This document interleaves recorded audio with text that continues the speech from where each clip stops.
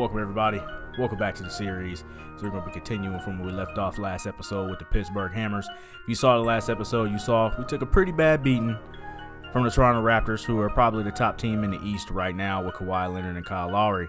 We weren't really able to get out of the box. We weren't really able to get anything going scoring-wise, and I noticed that all of our scoring is coming from the perimeter.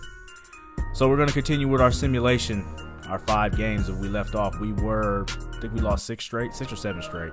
If it was 6, this is the 7th game that we lost. 107-75 to the Minnesota Timberwolves. You see Dion Waiters led us in scoring. 24 points, 9 for 16, 4 from 9 from the 3, 2 for 4, 50% from the line. Not another player over 10 points. Reggie Jackson was second with 9 points. He went 4 for 15, 0 for 4 from 3. Trey Burke, 1 for 7. He as well logged 9 points as Aaron Baines rounded it out with 8 points and 8 rebounds. So, one thing I noticed from the last game is that we have no inside scoring. And if we can't get loose on pick and rolls, we have no chance of scoring in the paint. Because Ba Mute is not a scorer. He's also not a floor spacer. So it really takes away him as a threat and allows the lane to get clogged up. Tyson Chandler is not going to be a guy that can put us back to the basket and score any points.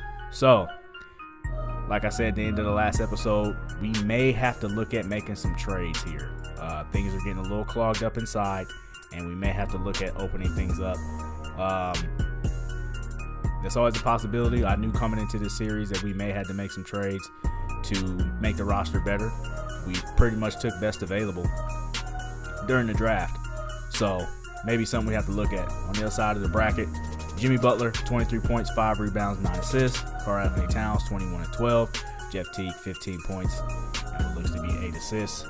All those guys had pretty efficient games.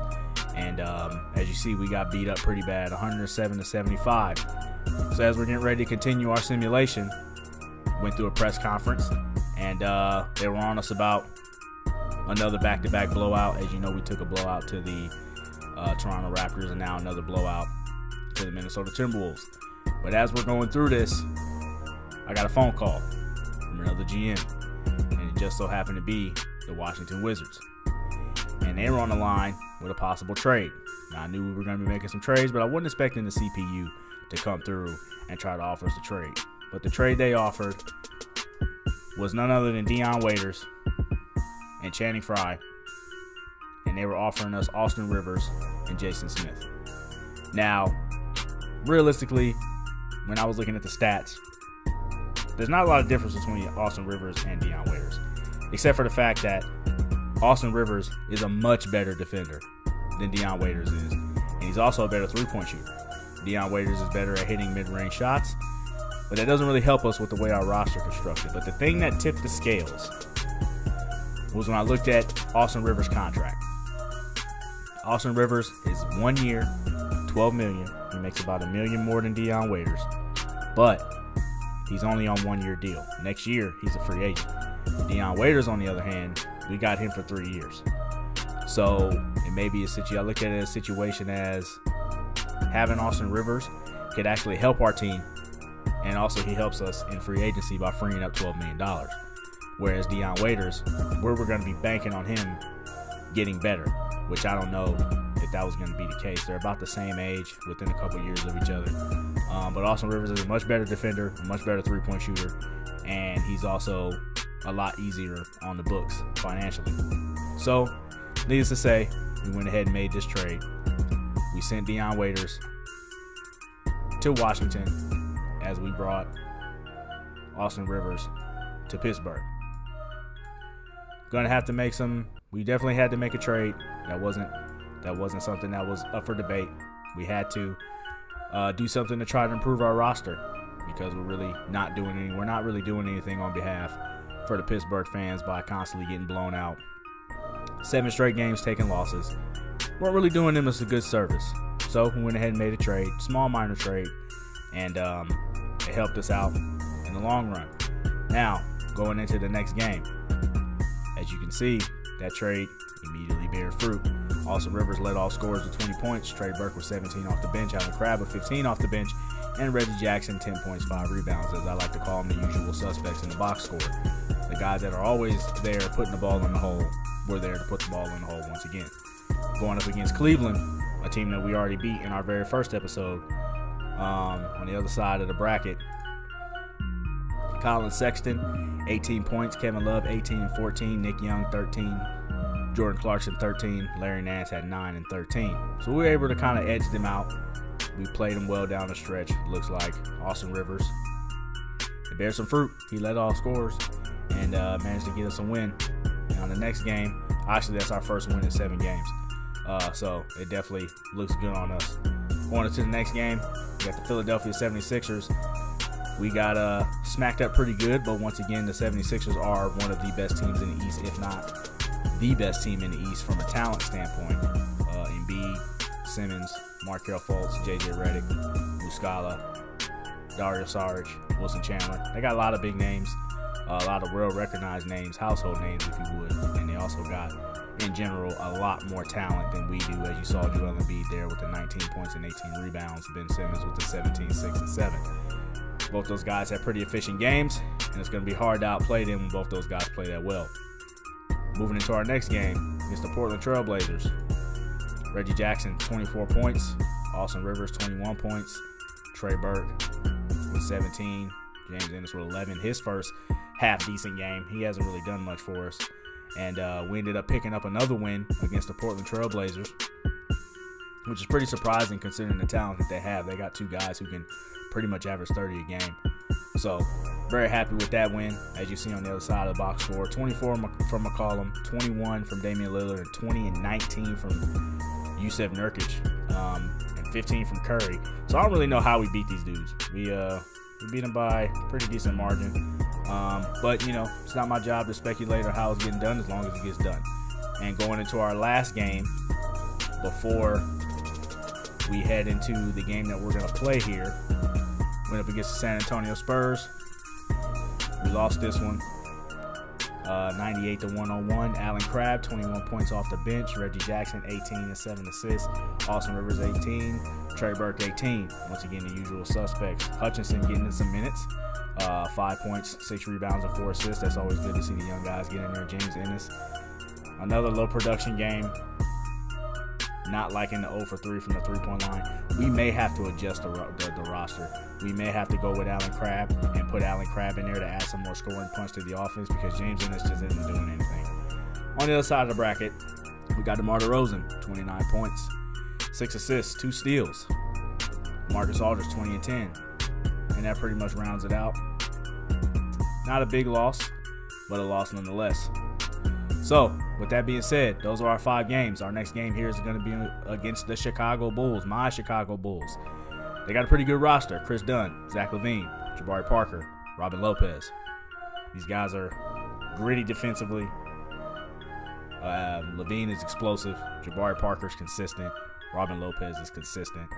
And we're going to have to try and slow these guys down offensively as well as out-rebound Lopez. If we let these guys go crazy on the boards, they're going to kill us. But anyway, without further ado, here we go against the Chicago Bulls. Aldridge joins us from the sideline. Now fully recuperated from his injury, Bobby Portis is back into the mix. Yeah, they have been waiting for this moment, Kevin. They had a really difficult stretch there while he was out, and I'm sure they're breathing a big sigh of relief. Let's check out Pittsburgh's starting lineup. They've got Jackson.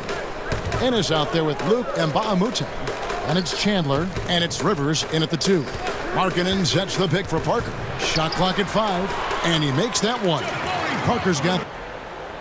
And just about a minute into the first quarter. Offensive rebound, and good that time. And now it's Chandler running. He can go all the way. Here's Rivers, and he could not get that one to go. A lot of contact, and he'll go to the line for 2. A free throw drops for Rivers.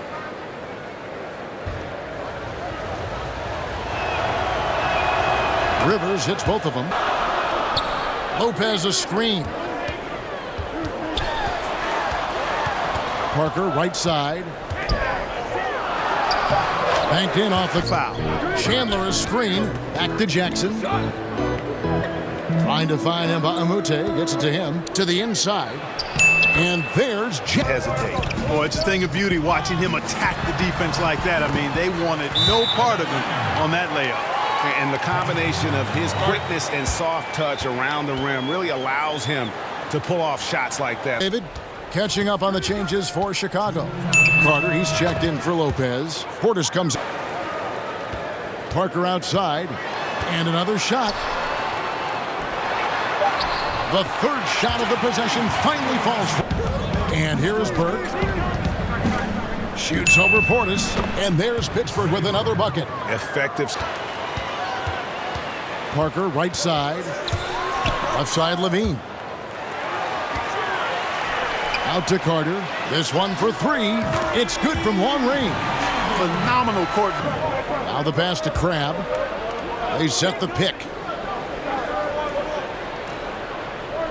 Spellman defended by Portis. So he gets the whistle. Contact on the way up and two shots coming up. I mean, even from over here, you can see. Shooting their third and fourth free throw shots of the night. No good on that one. Johnson. And he sinks the second. 5 seconds separating the shot and game clocks. Johnson the screen. Carter the pass to Levine. Here's the three. Another three. To honor him when he's on the floor. Here's Burke. He gets it up. That misses. Would have kind of had it gone in. And so it's the Chicago Bulls bringing the quarter to a close with a 7-point lead. They're feeling very confident, shooting the ball with great efficiency and dictating the pace. Back to the action after this word. Still getting warmed up offensively. No buckets yet in the game for him. Johnson left side. Fades away. And the Bulls tack on two more. Dodson outside. Haynes with the block. Shoots from the elbow. And again, it's Pittsburgh missing. Outside, Levine. And a little under 2.5 minutes gone by here in the second quarter, pushing their lead to double digits. Levine's got 7. You know, once Levine gets the ball anywhere near the bucket, his score-first mindset takes over. Markkanen sets the pick for Parker. Now the feed to Dunn. Chandler with the block. And how about the basketball IQ of Chandler? Screen by Mbamute. Jackson drives in. Lopez with the steal. Here's Parker, and the dunk by Parker. Boy, for a big guy, Parker has excellent speed. He's got some great wheels on him, taking off like a runaway locomotive as he runs the floor. Poke loose. It's in. That's his third field goal of the game. He's 3 for 5. To finish that one. Agree with you there, partner, because that screen really freed him up nicely, and that's a shot that if you're a pro, you need to make that one. And that one's good. Burke. And they may be leaning a little too heavily on the three-pointer when there are better looks to be had inside. Yeah, and it's one thing when your shots are falling from the perimeter, but when you go cold and things aren't going as well, you got to get that thing inside. Mix it up a little bit. That will count. He got it up in time, but it wouldn't fall for him. And so it's Chicago with a 10-point lead. Some breathing room heading into the break. A look at the field goal percentage numbers tells the story of what tough defense they're playing today. And we've got more NBA action on 2K Sports coming your way after this break. All right, y'all, we made it to halftime. It's a pretty ugly first half, only shooting 33% from the floor. Like I said before, heading into this game, we had to be competitive on the rebounds. We are not. They have double the amount of rebounds we have. Assists are good. We're getting our steals. We're getting our blocks. So we're forcing some turnovers. We're not being able to get out and run and finish the way we want. Trey Burke is really the only guy who's able to get anything going on offense. So we got to get a couple more guys involved. I can see right now we're definitely going to need to change the things up on the inside. We need some type of inside scoring, or we at least need somebody to be a threat out there from that 4 position, because the lane's absolutely too clogged and Tyson Chandler gives us nothing in the paint.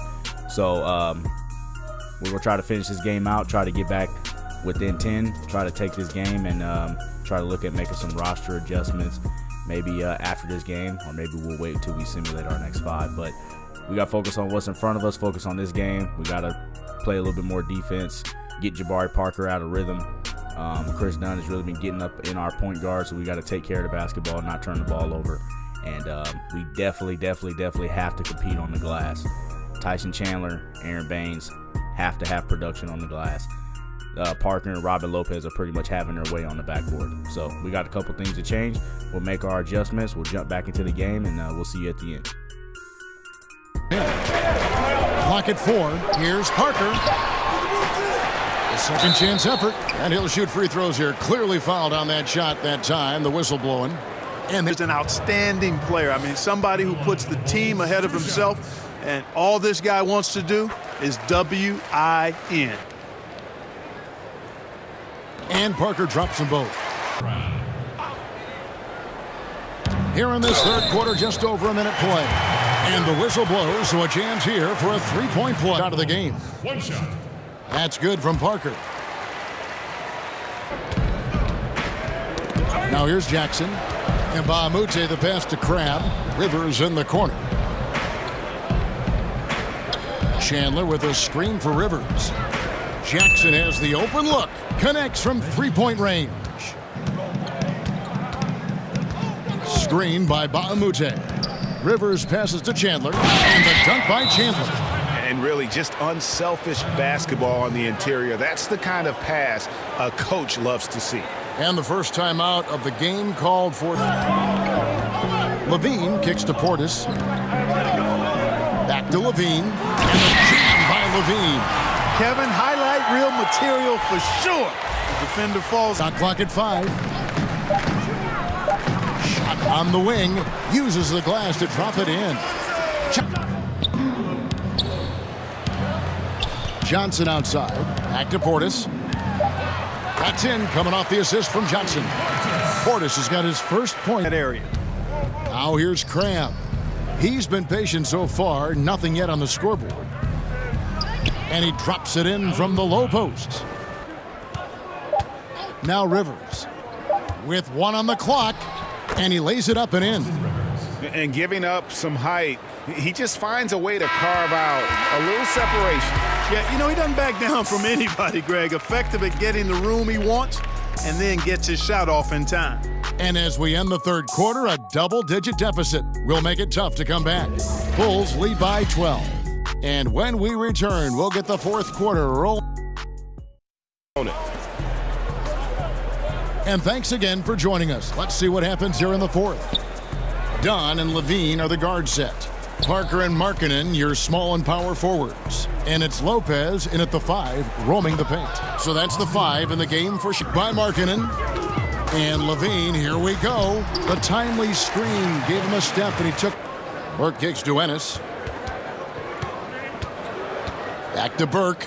Pittsburgh working the ball around. And the dunk by Chandler. And didn't do anything fancy there. Style there, guys. What are you guys looking at? I mean, it was still a pretty sweet, flavorful one-hand flush. Yeah, and Chandler, a difference maker defensively. The shot blocking, the controlling of the lane. He also gobbles up those rebounds. Now a timeout called by Pittsburgh. Yeah, you know, some of Ennis in the corner. Now the dish to Chandler.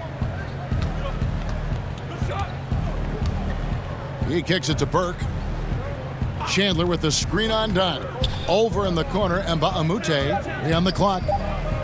Here's Burke. Good on the three-point shot.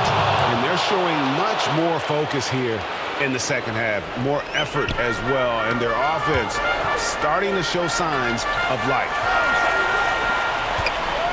Pass to Levine. Markkanen with it. Launches it. Offensive rebound. Lopez. And stolen by Burke. Kicks it to Rivers. Back to Burke. The pass to Ennis. Chandler with the screen on Parker. And Burke has it in the corner. Goes back up. And there's Pittsburgh with another bucket. You know, when he gets rolling, guys, he can be an absolute handful to have to deal with. And right now, He is rolling strong. Poked away, stolen by Rivers. To the inside, and the dunk by Chandler. And all of a sudden, we've got a ball game, guys. No doubt about it. I'm sensing a major momentum swing here after that steal and run out. The Bulls leading by 6. Lopez outside. Tipped away. And it's going to be out of bounds. The Bulls will retain possession.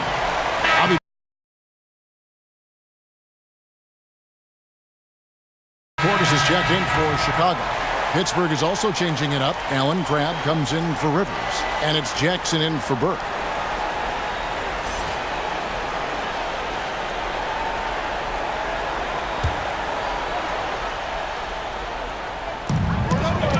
Dunn kicks to Portis. That's in, coming off an assist from Dunn. Chandler a screen. Pass to Mbamute. And there's Pittsburgh with another bucket. Mbamute has a decent-looking stroke now. He can cash in from these in-between spots. Here's Chicago. At one point, they led by 16. Here's Parker, and the dunk by Parker. And the one-hand slam just looks so pretty when it's in his hand, and he's the one doing the slam. Agreed. He is smooth as silk, even on a power finish. Jordan player of the game, Jabari Parker. And in terms of his shooting, this has been one of the more accurate performances you'll ever see. I mean, he's been in constant motion, creating a lot of good looks for himself. But still, even when you're wide open, you expect to miss some of the time. That has not been the case here tonight. This guy has made everything. He doesn't take over games like this very much, but it's always possible. And when he does, here at home, these fans love it. And that one's good. Burke. Great job of screening there. Nice job to take it to the rim and get the finish. 1:07 left in the fourth. Chicago leading by 6. And it's Levine that time on the assist from Dunn. Score for sure. Down low, Baines. Great pass to set up the lay-in. Yeah, the D has not been able to keep the ball out of the paint at that end of the floor. 50 seconds left to play here in the fourth. And here are the Bulls now. Now the feed to Levine. And Levine throws it down. Just to what you want to do. I mean, you can't let the opposition off the hook here. I mean, you've got to keep adding to that lead. And you can see the play calling this half. Another one from distance. Well, they're dialed in, locked and loaded from outside the arc. It's all about the triple so far. It's 9 seconds separating the shot clock and game clock. And that's an intentional foul. It's the first netting. Of everything out there, a stat sheet stuffer for sure. He scores it, he passes it to Rivers. Launches a three. And so it's Chicago winning this one. They didn't make it easy on themselves or their fans, but in the end, everyone's satisfied. Well, I mean, there were some times that momentum shifted, and especially early on, but let's give this group a lot of credit. All right, y'all. Well, that's going to wrap it up. We fought pretty hard. We tried to change some things on defense, as you guys saw there towards the end of the game. I went to that full court press. Then they started hitting these touchdown passes, these Hail Marys halfway down court. These guys are catching and finishing. And then, you know, guys just started getting outran down the court. You saw there at the end. Zach LaVine outran his man and just got a dunk. That big dunk by Jabari Parker was pretty much a dagger for us. We caught him off guard with that full court press with Tyson Chandler. We ended up forcing a turnover, almost forcing back-to-back turnovers. And then, man, that substitution that our coach did halfway through towards the end of the fourth quarter really kind of killed our momentum that we had. Reggie Jackson wasn't really playing well, and he put him back in the game. But turnover to the box score, you got Trey Burke. He had 45, as you saw throughout the game. He was really the only guy we were able to get going with. He had a really good game, 19-24, 7 for 10. Obviously, these are with the simulated stats, simulated minutes on. If you guys haven't seen the intro video, that is the setting that I play with, which is why his numbers are inflated. Austin Rivers had an okay game, 4 for 15, 2 for 5. 15 points, 7 assists. Both Trey Burke and Austin Rivers did a good job of moving the ball. Tyson Chandler, big dunk on Robin Lopez, but in the end, it was just a highlight, nothing more. Reggie Jackson, 10 points, 7 rebounds, 4 for 12, 2 for 5. He was kind of missing in action. And then that was it. Crab didn't really get out the box this game. Ennis is kind of worthless. Probably going to be somebody that we're going to have to look as trade bait. But moving over to the other side of the bracket, we got Jabari Parker, 51 and 10, 22 for 26, 0 for 2 from 3, hit all of his free throws. He really gave us a problem. That's back-to-back games here on the channel. We've got absolutely demolished by the opposing team's small forward. So we may have to look at upgrading that position. Obviously, that's our weakest position. Jabari Parker's not on the level that Kawhi Leonard's on, but he definitely gave us the business. Zach LaVine, 34 points, 16 for 26, 2 for 2 from 3. We tried to hang with Zach. We did it. I mean, he missed 10 shots, so we were able to do a little something. Bobby Portis, Joe Johnson round out. They both had over 10. Wendell Carter hit a huge 3 in the first half that really caught us off guard. Chris Dunn did a good job playing defense. We actually kept him in check defensively, 0 for 9, 0 for 2 from 3. The only time he got up on the box was he hit all of his free throws. But yeah, we got killed on the glass, which is what I said, you know, we had to not let happen if we wanted to win, but it ended up happening anyway. So stand by for some trades. I can almost guarantee you, if not after this, but definitely by our next 5-game simulation, our roster is going to look a little bit different. But anyway, thanks for clicking on the video. Thanks for watching. Hey, subscribe. We got a lot of stuff coming down here on the channel. We try to be more consistent. Probably going to try to upload 1 video a week and be a part of our rise here. Once again, we're out of here. Pittsburgh Hammers.